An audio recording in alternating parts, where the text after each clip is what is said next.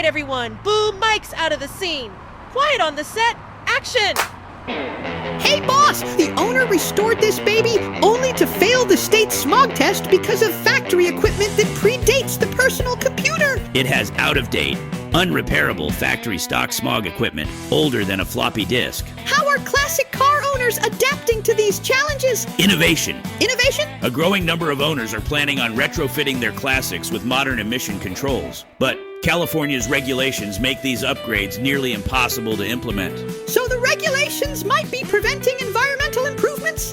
Have you heard of SB712? Is that Leno's law? Leno's law says let the classics live.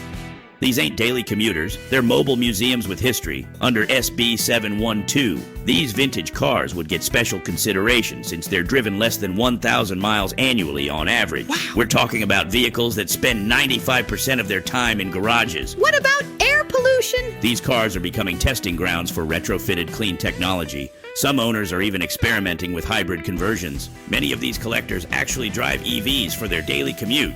We want to support the knowledge and hobby of working on your cars for future generations. Imagine trying to afford a modern vehicle as your first car. I learned so much working on my first car. And remember that whatever the state feels that it's going to cost to implement this, they will make back many times over in tax revenue.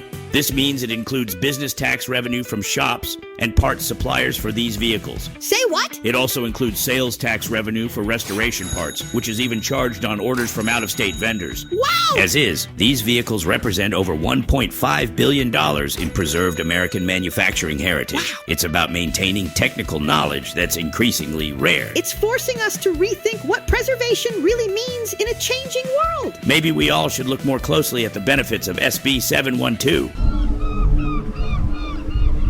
Yay! That sounds great! Group hug! Group hug. Now, get to work! Drop the mic, Bomba. Bomba! Heel! Heel!